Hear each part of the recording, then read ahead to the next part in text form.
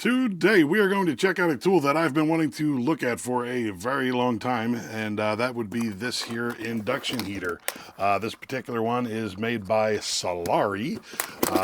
It is their H7 model.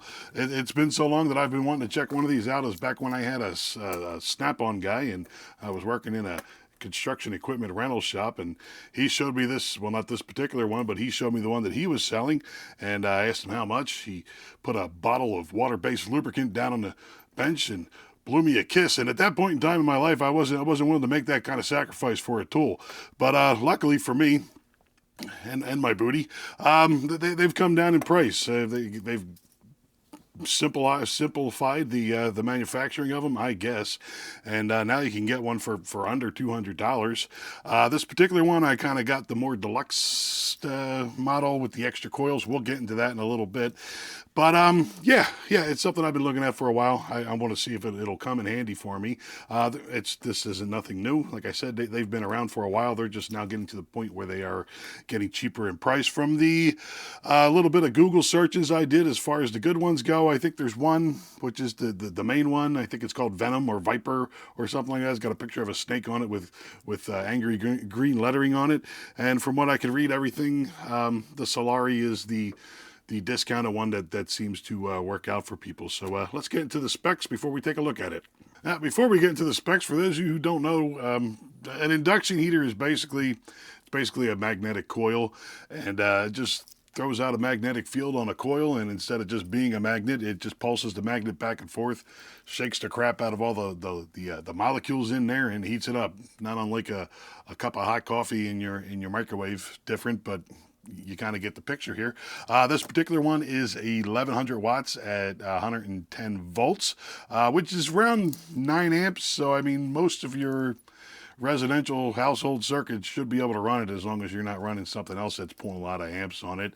And looking at my notes over here, you're looking at about 5 minutes of run time and then 10 minutes of cool down time. I'm assuming this thing gets pretty hot because it's doing a lot of work. One of the things too, whenever I go look at tools, I kind of always go down to the 1-star reviews on the old Amazon there, just to kind of see what those people are complaining about. And one of the things I saw was a lot of, I used it once, put it away, and then next time I went to use it, it didn't work. And I actually read the manual on the thing, which I recommend that you do if you buy this, because you should for stuff like this. And yeah, from what I'm seeing is that if you're really honking on the thing, you need to let it sit there and cool down for a while before you pack it away, because it gets the heat gets built up in there, you know what I mean? It's not very hot at the time, but after you shut the fan off, the thing's just going to get hot, kind of like a diesel engine that you've been running for a long time. You need to let it idle for a little bit to get all the hot spots out of it. And yeah, I kind of think that's where a lot of those complaints came from, just people not letting the thing cool down. Speaking of letting it cool down, which is going to make this video a nightmare to edit as far as audio goes, and if you're wearing earbuds, you've been warned. When you plug this thing in, the fan runs continuously. So yeah, it's going to be annoying. I'm going to try not to talk as much. We'll get all the talking out of the way before we actually do the testing on the thing. But you've been warned, and yeah. So I think that's what you're supposed to do is, if you're honking on the thing, before you stick it back in the case and with the insulation and everything, let it run for a half an hour, which seems kind of excessive. You'd probably be all right with 10-15 minutes letting it cool down, but I mean, that's what the instructions say, and I'm just passing that on to you. Yeah, duty cycle looks like it's about 20-30%, 5 minutes on, 10 minutes off. Not too much to go into that. Like I said, read the manual there. So yeah, what do you say we flip the camera down and look at what's inside the box? And I got a couple of things that we could heat up and just give it a try. Well, this is it. With its case, I kind of feel like Mr. Beast pretending to give away $10,000 to somebody. And yeah, it's got a nice egg crate cushions up at the top, and nice dense foam, keep everything nice and safe. And yeah, let's go through the pieces. We'll pull the stuff out, and then yeah, we'll go through it one by one. So let's start off with these coils just because they're on top. This particular kit, like I said, it's kind of more of a deluxe kit. As far as I can see, the only difference is the number of coils you get. And yeah, these would be the coils that you would stick over a bolt or a nut that you're trying to cut loose. I will say that they claim, let me get the pieces out of here. They claim this more yellow or beige color coil is more temperature resistant compared to the white ones that I originally seen these come with. As far as temperature goes, the white ones, they're saying they're only good for like 750 degrees, and these beige ones are actually good for 2192 degrees Fahrenheit. So I mean, that's their claim, not mine. So basically what you're looking at here, with said coils is yeah, you just got the coil right here. You stick this over the bolt or nut that you're trying to get loose that's all rusted and corroded, and then yeah, this thing puts the induction around the thing and heats it up. Going a little further into the bin here, we have these flat style coils. These ones, they say, is for like heating up surfaces, like if you have, they say, stickers. You kind of just put it on the outside of the sheet metal and you kind of let it do its thing. We'll check that out for that. Digging a little further in here, we have, which is just a wire. This particular wire, it's flexible, unlike the stiff coils. And these are basically for if you got a bearing race or something that you need to heat up to get off, you just kind of wrap this around. They recommend at least 3 wraps to get it to work the way you want it to. Yeah, just kind of wrap it around, hit the button, and start heating. And last but not least, we got these here just generic coils, which you can kind of bend and twist into whatever shape you need it to be. Again, 3 wraps is probably recommended. Yeah, that you kind of make custom shapes for yeah, doing whatever you need to heat with. Down here we got a key. Does this thing got a key to turn it on and off?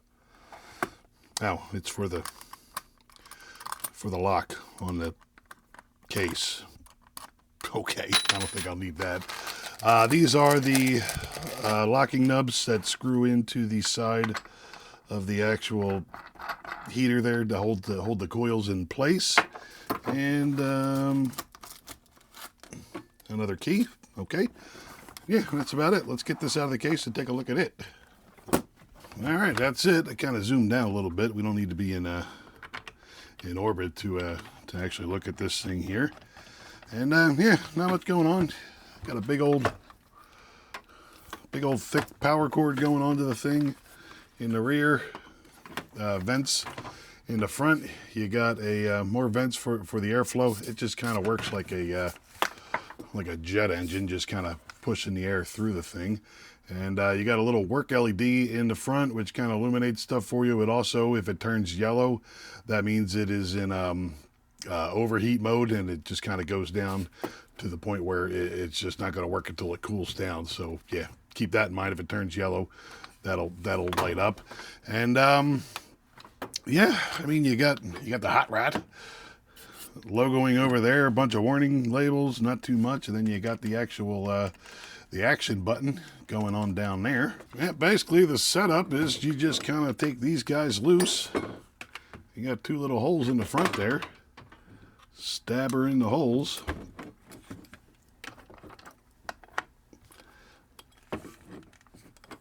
Stab her in the holes. How far do the holes need to go in? Yeah, they don't need to go in that far. And then, yeah, just kind of tighten down the old thumb screws there.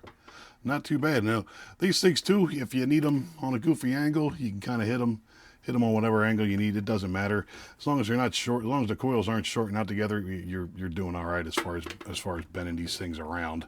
All right. Well, I mean, obviously, jewelry is probably something that you're not going to want involved in this situation. And yeah, well, we'll start off with something small. Like I said in the beginning of the video, this is going to be an audio nightmare because this thing sounds like a jet engine taking off. But yeah, we'll start off with something small, medium, and large. I do have my Klein thermometer, it only goes up to 750 degrees Fahrenheit, so I'm not sure how useful that'll be. Maybe when we try to surface heat this plate over here, maybe that'll kind of give us a little bit of idea what's going on. But one thing I do want to mention, when you're heating things, I don't, it's a misnomer a lot of people get to.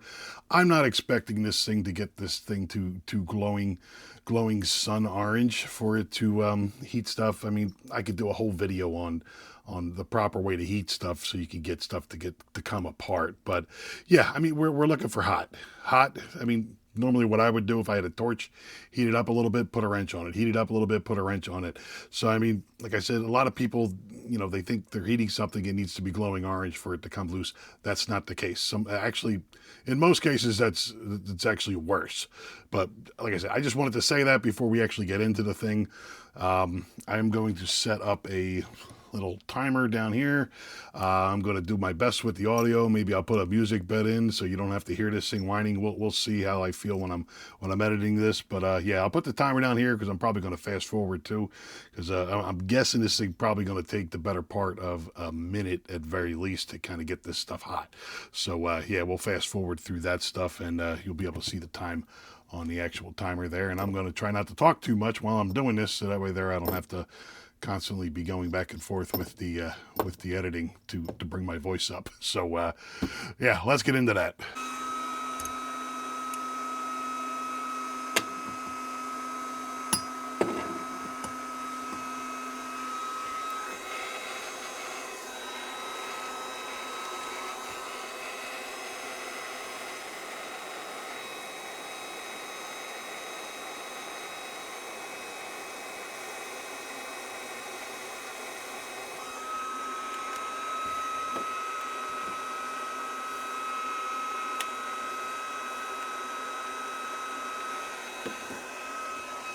All right, 30 seconds and it's glowing.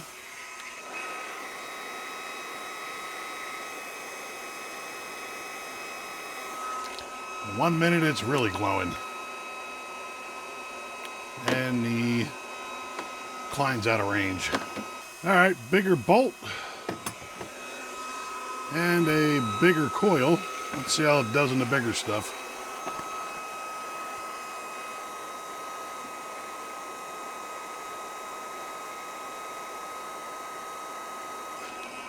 It's hot.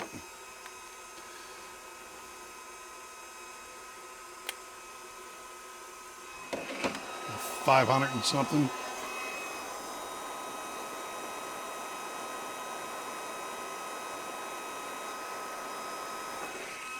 One minute. It's just starting to glow. And the cline's out of range, so it's over 750 degrees. Let's keep going.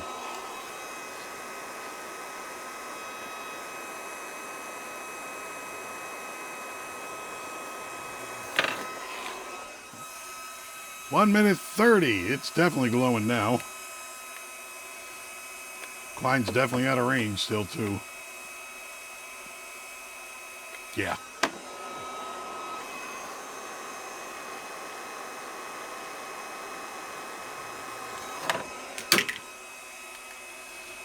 And 2 minutes, she's cooking. You really can't see the glowing on the camera. You're gonna have to take my word for it. But maybe if I turn the light off, there you go. She's glowing. Now it's not supposed to really be used on non-magnetic material, but I'm kind of curious to see what it'll. I mean, it should do something to copper. So yeah, let's give that a try.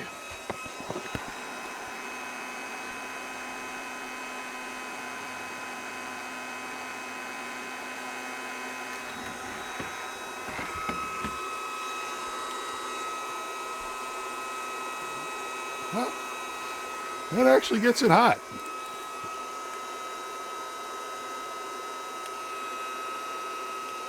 Yeah, 160 degrees.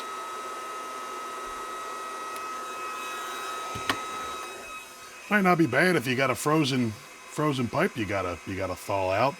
So let's finish it up with surface heating.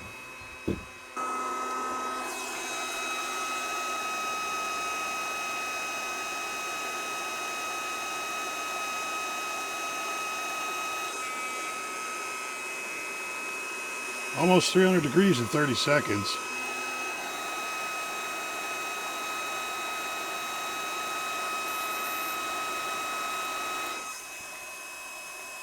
Yeah, that's hot. 420 degrees, 1 minute. That's not bad at all. Well, all right, there we go. We got it cooled down for about a half an hour-ish, we'll say. And, yeah, I mean, it worked actually better than I thought it would.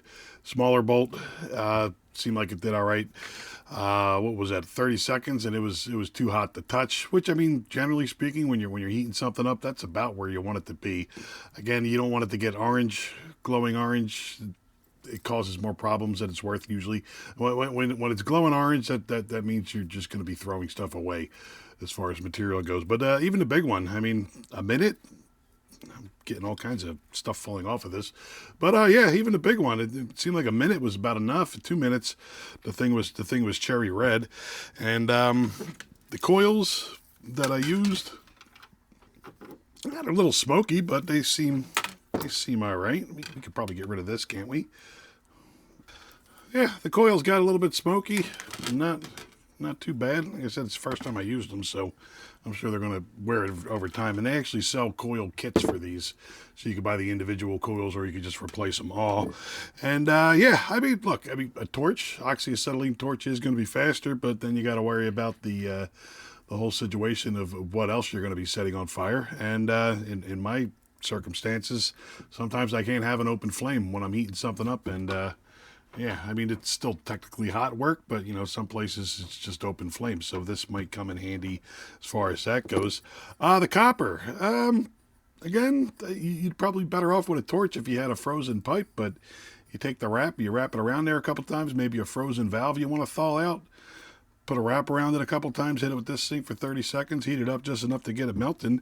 And surface, yeah, like I said, I don't know how much I'm actually going to be heating up the surface of things, maybe removing stickers and whatnot, but yeah, I mean, it heated it up, so can't argue with that. So that was the Solary 1100 watt, 110 volt induction heater.